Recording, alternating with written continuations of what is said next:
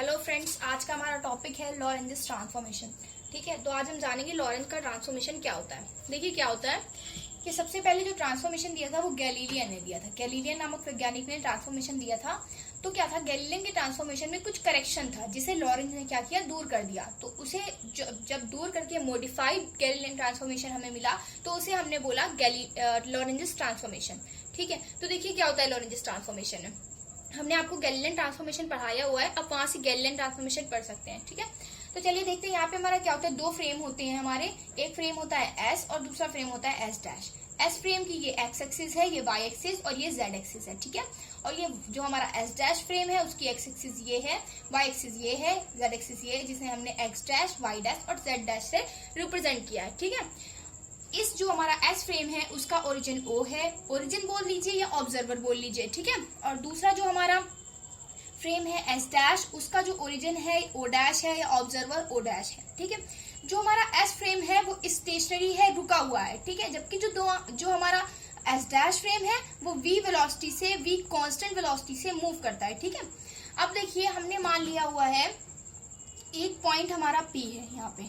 ठीक है, एक पॉइंट पी है जिसके अगर हम कोऑर्डिनेट निकालें with respect to this frame, मतलब with respect to S frame या विद रिस्पेक्ट टू ओ, तो इसके कोऑर्डिनेट आते हैं हमारे एक्स, वाई, जेड, टी। ठीक है, ये हमने कैसे कोऑर्डिनेट आते हैं ये हमने आपको फ्रेम ऑफ रेफरेंस में बताया है जब मैंने फ्रेम ऑफ रेफरेंस पढ़ाया था। ठीक है, देखिए अब with respect to O dash हम निकालें अगर, तो पी के कोऑर्डिनेट क्या आएंगे, x dash, y dash, z dash, t dash.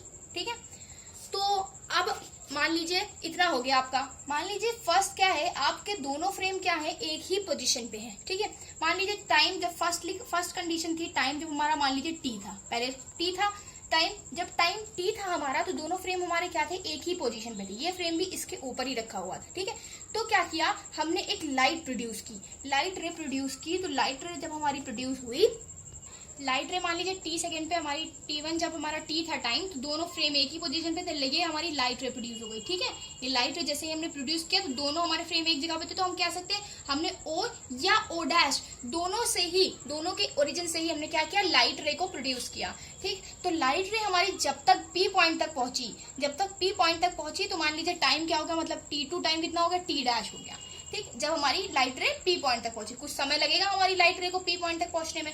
ठीक है, तो जैसे जैसे समय इंक्रीज हुआ वैसे वैसे हमारा ये फ्रेम क्योंकि मूवेबल है तो वी वेलोसिटी से मूव कर रहा है, तो ये भी कुछ आगे बढ़ जाएगा टाइम के बीतने पर। तो ये टाइम के बीतने पर यहाँ इस पोजीशन पे आ गया। ठीक है, फर्स्टली क्या था, ये दोनों एक ही पोजीशन पे थे फ्रेम, लेकिन फिर क्या हुआ, ये फ्रेम हमारा कुछ आगे बढ़ गया और हमारी लाइट रे यहाँ पर पहुंच गई, पी पॉइंट पर पहुंच गई। ठीक है, अगर हम ओ डैश से देखें तो इस लाइट रे ने यहाँ पर पहुंच गई, क्योंकि हम ओ डैश से इसलिए देख रहे हैं क्योंकि हमारे फ्रेम एक ही पोजीशन पे थे। आप ओ से निकलता हुआ भी कह सकते हैं लाइट रे को, और ओ डैश से भी निकलता हुआ कह सकते हैं कि हमारी लाइट रे जो है वो ओ डैश से प्रोड्यूस हुई है, इसलिए ये हमारी लाइट रे को शो कर रही है। ठीक है, तो देखिए हमारी लाइट रे प्रोड्यूस हुई। अगर हम ओपी, ये जो हमारी डिस्टेंस है उसका मान निकाले तो कैसे निकालेंगे, आपने पढ़ा हुआ है डिस्टेंस इज इक्वल टू क्या होता है, डिस्टेंस इज इक्वल टू होता है, distance is equal to speed into time होता है। आप सभी जानते हैं, छोटी क्लासों में आपने पढ़ा हुआ है। स्पीड हमारी क्या है, ये जो हमारी लाइट रे है वो हमारी वेलोसिटी ऑफ लाइट, ये हमारी किससे मूव कर रही है, ये हमारी प्रकाश के वेग से गति कर रही है, और प्रकाश का वेग कितना होता है c। ठीक है, 3 × 10⁸ मीटर पर सेकेंड। और टाइम कितना लग रहा है, प्रारंभ में टाइम कितना लगा, t सेकेंड। तो यहाँ पे हो गया हमारा t, ct आ गई। डिस्टेंस हमारी ये OP कितना आ गया, OP हमारी आ गई CT। तो अगर हमें OP डिस्टेंस निकालने तो हम कैसे निकालते हैं, OP का स्क्वायर इज इक्वल टू, देख लीजिए अगर आपको ये P पॉइंट तक पहुंचना है, मान लीजिए आपका कोई ये रूम है, ठीक है, आपका ये रूम है, आपको इस कॉर्नर पे पहुंचना है रूम के, और यहाँ पे आप खड़े हुए हैं, कैसे पहुंचेंगे, ये ऊपर पहुंचना है आपको, डायगोनली पहुंचना है, ऐसे कैसे पहुंचेंगे, तो आप कुछ दूरी एक्स एक्सिस पर, कुछ वाई एक्सिस पर, कुछ जेड पर तय करेंगे, तब इस पॉइंट तक पहुंच सकेंगे।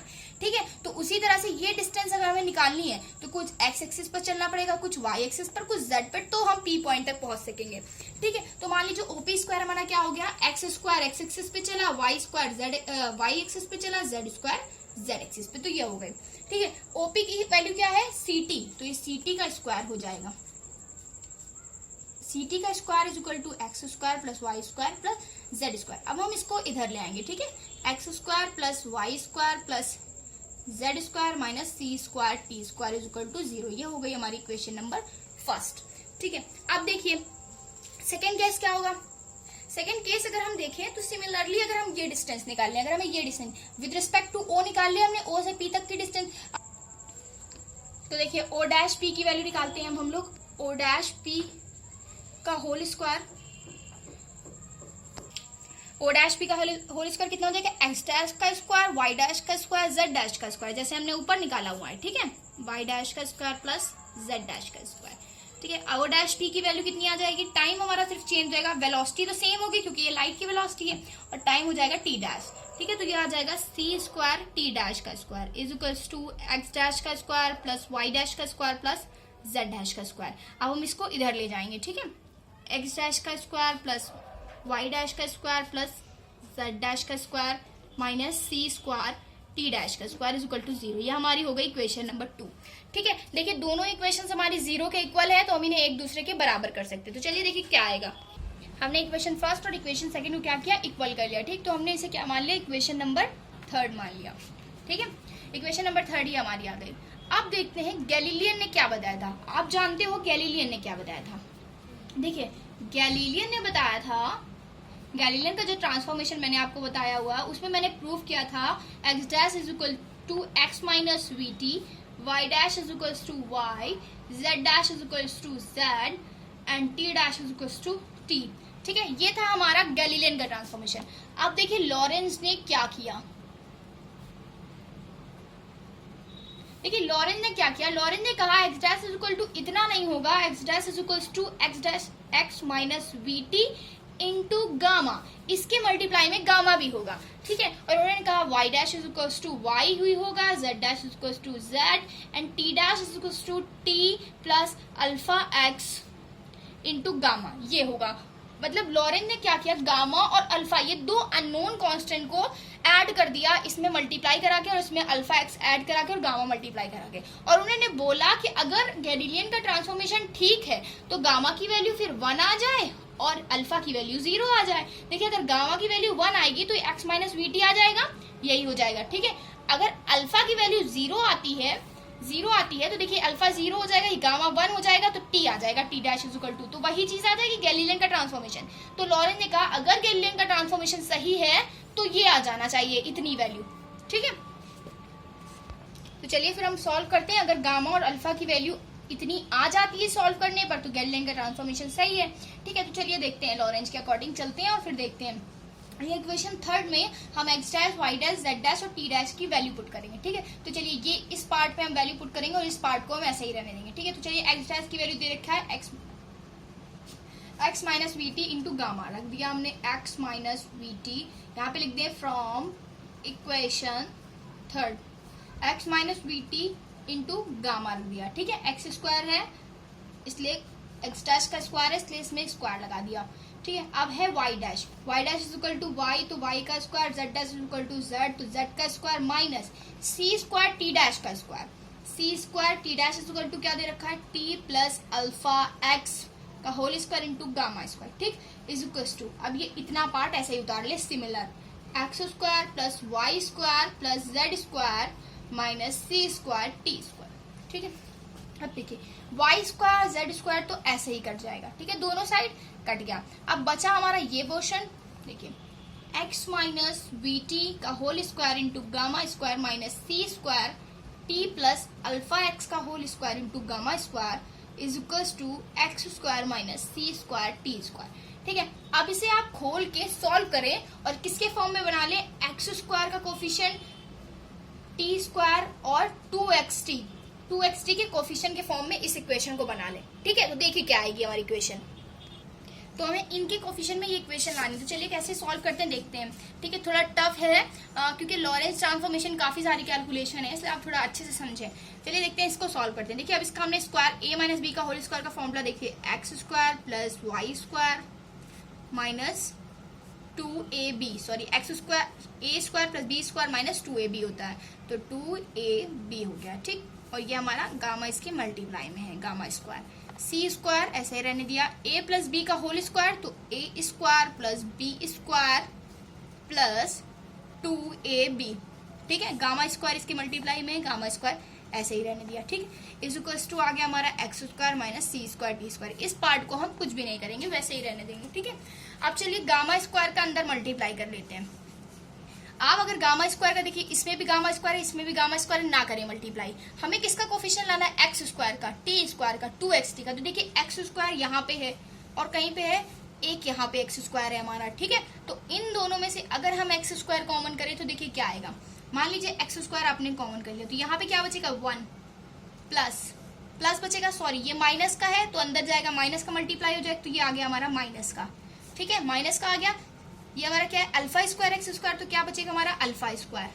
लेकिन सी स्क्वायर का भी तो मल्टीप्लाई होगा अंदर, तो ये हो जाएगा सी स्क्वायर अल्फा स्क्वायर, ठीक है। और ये हमारा सी स्क्वायर अल्फा स्क्वायर हो जाएगा, और एक्स स्क्वायर हमने कॉमन ले रखा है, और दोनों के बाहर बाहर क्या है, गामा स्क्वायर, तो यहाँ भी क्या आ जाएगा, गामा स्क्वायर, ठीक। एक ये पार्ट बन गया, ये हमारा आ गया एक्स स्क्वायर का कोफिशिएंट, ठीक। अब हम निकालेंगे टी स्क्वायर का कोफिशिएंट, ठीक है। अब देखिए टी स्क्वायर हमारा इसमें है टी स्क्वायर, और किसमें है टी स्क्वायर, इसमें है टी स्क्वायर, ठीक है। तो टी स्क्वायर को निकालते समय मान लीजिए हमने ये माइनस टी स्क्वायर के कोफिशिएंट को निकालना है, माइनस का टी स्क्वायर कॉमन ले लिया, ठीक है। देखिए ये प्लस का वी स्क्वायर टी स्क्वायर, तो यहाँ पे क्या बचेगा, वी स्क्वायर बचेगा, और ये क्या है हमारा माइनस का सी स्क्वायर, जब इसमें मल्टीप्लाई होगा तो माइनस का सी स्क्वायर टी स्क्वायर बन जाएगा। टी स्क्वायर हम कॉमन ले चुके हैं, सॉरी माइनस का टी स्क्वायर कॉमन ले चुके हैं, तो प्लस का सी स्क्वायर बचेगा, यहाँ पे प्लस का सी स्क्वायर और यहाँ पे माइनस का वी स्क्वायर बचेगा, ठीक है। क्योंकि माइनस टी स्क्वायर हमने कॉमन लिया, तो ये माइनस का वी स्क्वायर बन जाएगा, ठीक। ये टी स्क्वायर का कोफिशिएंट आ गया। बाहर हमारा क्या है, गामा स्क्वायर दोनों में, तो यहाँ पे भी गामा स्क्वायर आ जाएगा, ठीक। अब हमें किसका कोफिशिएंट निकालना है, 2xt का, ठीक है। अब हमें 2xt का कोफिशिएंट निकालना है। देखिए ये हमारा है 2xvt, देखिए 2xt अल्फा, तो हम इसमें से कॉमन ले सकते हैं, चलिए लेते हैं कॉमन। मान लीजिए आपने ये माइनस का है, और ये माइनस का जब अंदर मल्टीप्लाई हो जाएगा तो ये भी माइनस का हो जाएगा, तो हमने माइनस का 2xt कॉमन ले लिया, ठीक। कॉमन ले लिया तो इसमें क्या बचा, इसमें सिर्फ बचा हमारा v, तो हमने यहाँ पे v लिख लिया, ठीक है। यहाँ पे क्या बचा हमारा अल्फा, और ये माइनस सी स्क्वायर का मल्टीप्लाई हुआ था, माइनस हम कॉमन ले चुके हैं, सी स्क्वायर इंटू अल्फा, ठीक है, प्लस का सी स्क्वायर अल्फा, ठीक। तो ये आ जाएगा इक्वल्स टू में हमारा x square minus c square t square, ऐसे ही रहा, ठीक है। ये थोड़ा टफ है, आप इसे दोबारा रिमाइंड करके देख लें, आपको अच्छे समझ में आएगा, ठीक है। तो अब हम क्या करेंगे, एक्स, चलिए हम इक्वल करें फिर। देखिए एक्स स्क्वायर का कोफिशिएंट ये, इसमें एक्स स्क्वायर कोफिशिएंट कितना है, 1, तो एक्स स्क्वायर के कोफिशिएंट को इक्वल करेंगे। यहाँ पे आप लिख दीजिएगा कि equating the coefficient of x square t square and 2xt in both the sides, ठीक है। इक्वेट कर ले हम कोफिशिएंट को x square t square 2xt के बोथ साइड में, ठीक है। तो ये आ जाएगा हमारा 1 minus alpha square c square gamma square is equal to x square coefficient 1। तो ये हमारी कौन सी इक्वेशन हो गई, इक्वेशन नंबर 4, ठीक। अब हम करेंगे इक्वल, करेंगे टी स्क्वायर का कोफिशिएंट को, ठीक है। इक्वेट कर लेंगे कोफिशिएंट को, मान लीजिए एक्स स्क्वायर हमने कर लिया, अब टी स्क्वायर कोफिशिएंट इक्वेट करेंगे तो इसमें T square coefficient minus c square है, ठीक है। और यहाँ माइनस में है, माइनस में यहाँ पे भी, तो माइनस नहीं लिखेंगे, ठीक है। C square minus b square into gamma square is equal to हो जाएगा सी स्क्वायर। टी स्क्वायर को कोफिशिएंट को इक्वेट कर लिया, इक्वेशन नंबर 5 आ गई, ठीक। 2xt के कोफिशिएंट को अब इक्वेट करेंगे, 2xt कोफिशिएंट को यहाँ पे है 2xt नहीं है तो 0 मान लेंगे, ठीक है। यहाँ पे मान लिया आपने 2xt इंटू 0 है, 2xt कोफिशिएंट क्या है, 0 है, तो 2xt के बराबर क्या है, ये देखिए हमने यहाँ पे गामा स्क्वायर मल्टीप्लाई में नहीं लिखा हुआ है, ठीक है। तो आप करेक्ट कर ले इसे गामा स्क्वायर, क्योंकि देखिए गामा स्क्वायर बाहर, इसलिए मुझे लिखना पड़ेगा, देखिए मैंने यहाँ पे और यहाँ पे भी लिखा, ठीक है। तो हमने 2xt कोफिशिएंट को इक्वेट कर लिया, तो 2xt कोफिशिएंट कितना है, इतना है, v plus c square alpha gamma square is equal to, यहाँ इक्वेट करेंगे अनदर साइड से, तो ये इसका कोफिशिएंट 0 आ जाएगा, ठीक। तो ये हमारी 4, 5, 6 इक्वेशन बन गई, ठीक। अब हम देखिए इक्वेशन नंबर 5 से क्या करेंगे, देखिए हमें क्या निकालना है, गामा और अल्फा की वैल्यू निकालनी है, किसकी वैल्यू, गामा और अल्फा की वैल्यू निकालनी है, ठीक है। तो हम इक्वेशन नंबर 5 से गामा की वैल्यू, इक्वेशन नंबर 6 से अल्फा की वैल्यू निकालेंगे, ठीक है। तो हम इक्वेशन नंबर 5 से चलिए गामा की वैल्यू निकालते हैं। ये इक्वेशन नंबर 5 थी हमारी ये, ठीक है। तो इससे हम गामा की वैल्यू निकालेंगे, तो गामा इधर ही रहने दीजिए, सी स्क्वायर अपॉन हो जाएगा, ये नीचे चला जाएगा, c square minus v square, gamma square is equal to हो जाएगा, सी स्क्वायर कॉमन ले लें नीचे से, सी स्क्वायर कॉमन ले लिया तो 1 minus v square upon c square आ जाएगा, सी स्क्वायर कट जाएगा, ये आ जाएगा 1 upon 1 minus v square upon c square. Gamma जब हम इधर करेंगे स्क्वायर इसका, तो 1 अपॉन आ जाएगा under root 1 minus v square upon c square, तो ये आ जाएगी हमारी गामा की वैल्यू, ठीक है। गामा की वैल्यू जबकि आनी क्या चाहिए थी, गामा की वैल्यू आनी चाहिए थी 1 according to Galilean, but gamma की वैल्यू इतनी आई। इसका मतलब क्या है कि गैलीलियन के ट्रांसफॉर्मेशन में कुछ ना कुछ एरर करेक्शन जरूर था। ठीक है, तो चलिए गामा की वैल्यू निकालेंगे, बचा अल्फा की वैल्यू। अल्फा की वैल्यू हम किससे निकालेंगे? फ्रॉम इक्वेशन 6 से। तो हमारी इक्वेशन 6 क्या थी? ये थी हमारी इक्वेशन नंबर 6। ठीक है, तो इक्वेशन 6 से हम क्या निकालेंगे? अल्फा की वैल्यू। देखिए गामा उधर चला जाएगा, 0 हो जाएगा, तो ये हो जाएगा v plus alpha c square is equal to 0। तो अल्फा की वैल्यू निकालनी है, alpha c square is equal to minus v. तो हमें अल्फा की value alpha is equal to minus v upon c square. तो ये आ गई हमारी अल्फा की वैल्यू, ना ही अल्फा की वैल्यू 0 आई। ठीक है, तो ये दोनों ही चीजें नहीं आई, तो ये क्या प्रूव कर रही है कि जो हमारा गैलीलियन का ट्रांसफॉर्मेशन था उसमें करेक्शन थी। ठीक है, तो इस हिसाब से जो लॉरेंज का ट्रांसफॉर्मेशन आया वो क्या आया? देखिए x dash is equals to आया एक्स माइनस वी टी। तो ये गैलीलियन ने बताया था, लॉरेंज ने क्या किया? इसमें गामा का मल्टीप्लाई कर दिया था। गामा की वैल्यू कितनी आई? इतनी, 1 upon under root 1 minus v square. तो हम गामा की वैल्यू रख देते हैं इसमें 1 minus v square upon c square. X dash y dash is equals to y होता है, z dash is equals to z होता है, और डैश इज इक्वल्स टू क्या बोला था? टी बोला था। गैलीलियन ने सिर्फ टी बोला था, लेकिन लॉरेंज ने क्या बताया था? T plus alpha x. मैंने आपको पीछे बताया t plus alpha x. Alpha की वैल्यू कितनी है? Minus v square upon c square. तो यहाँ पे माइनस आ जाएगा, क्या आ जाएगा? Minus v upon c square. क्या होता था? T plus alpha x. तो अल्फा की वैल्यू ये हो गई एक्स। ठीक है, अल्फा एक्स अपो इंटू में क्या था हमारा? गामा। गामा की वैल्यू कितनी है? Under root 1 upon under root 1 minus v square upon c square. तो मैंने जो अभी आपको लॉरेंज का ट्रांसफॉर्मेशन पीछे बताया हुआ है उसमें मैंने वैल्यूज रख दी। तो ये जो ट्रांसफॉर्मेशन आया इसे हम बोलते हैं लॉरेंज का ट्रांसफॉर्मेशन। ठीक है, तो ये हमारा हो गया लॉरेंज का ट्रांसफॉर्मेशन। आई होप आपको ये पूरा लॉरेंज ट्रांसफॉर्मेशन समझ में आया होगा। अगर आपको कोई भी प्रॉब्लम होती है तो आप कमेंट में हमें पूछ सकते हैं कि आपको क्या प्रॉब्लम है, क्या नहीं समझ में आ रहा है, तो हम आपको और क्लियर करने की कोशिश करेंगे। अगर आपको मेरी वीडियो पसंद आए तो प्लीज़ दोस्तों लाइक शेयर कमेंट ज़रूर करना और ज़्यादा से ज़्यादा शेयर करना, ताकि और भी लोगों को इससे मदद मिल सके और भी लोग पढ़ सकें अच्छे से। अगर आपको मेरी वीडियो पसंद आई हो तो प्लीज़ लाइक शेयर और कमेंट करें। Thank you for watching.